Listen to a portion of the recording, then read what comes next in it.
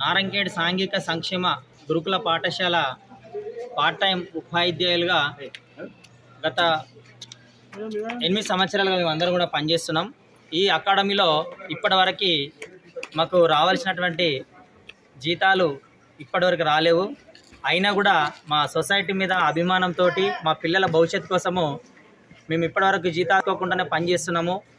అన్ని రకాల పనులు రెగ్యులర్ ఎంప్లాయీస్తో సమానంగా నైట్ డ్యూటీలు, నైట్ స్టేలు, సూపర్విజన్ స్టడీలు అంటూ అక్కడ మెస్ డ్యూటీలు అంటూ ప్రతి ఒక్కటి కూడా దేంట్లో కూడా మేము వెనుక పోకుండా పనిచేస్తున్నాము.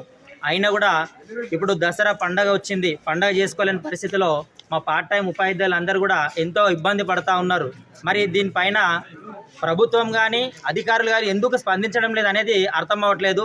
మరి మేమంతా పార్ట్ టైం వాళ్ళంతా అంత చులకన భావంగా మీకు ఏమైనా ఉందా, లేకపోతే ఇంకేదైనా మీకు అనిపిస్తే మరి చెప్పండి. ఎందుకు ఈ విధంగా మమ్మల్ని ఈ విధంగా ఇబ్బందులు గురి చేస్తున్నారు? గత వారం రోజుల కిందట వనపర్తికి వెళ్ళినప్పుడు మరి మా పార్ట్ టైం ఉపాధ్యాయులు మీకు స్పందించినప్పుడు శాలరీ రిలీజ్ చేస్తున్నామని చెప్పారట. కానీ ఇప్పటి వరకు కూడా మాకు ఎలాంటి స్పందన రాలేదు.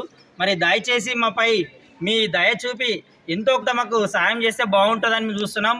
గత 4 రోజుల కింద మా ప్రిన్సిపల్ సార్ గారికి, మా సూపరింటెండెంట్ గారికి కూడా ఈ విషయాన్ని మేము గుర్తు చేస్తే వాళ్ళు ఏదో ఉడత భక్తిగా మాకు సాయం చేస్తామని అన్నారు. కానీ సొసైటీ నుంచి ఎలాంటి సర్కులర్ అనేది ఇంకా రావట్లేదు.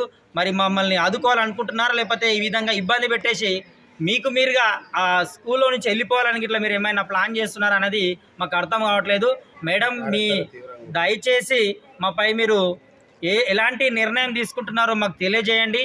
లేదంటే ఇట్లాగే కొనసాగితే మాత్రం ఈ గురుకులాలన్నీ కూడా ఎక్కడ స్తంభించిపోతుంది, విద్య అనేది కుంటుపడిపోతూ ఉంది, పడిపోయే అవకాశం కల్పిస్తాము. ఖచ్చితంగా మేము దీనిపైన ముందుకెళ్ళడానికి, ముందు కార్యాచరణ చేయడానికి కూడా మేము సిద్ధంగా ఉన్నామని ఈ సమయంలో మేము హెచ్చరిస్తూ మీకు మనవి చేస్తున్నాం.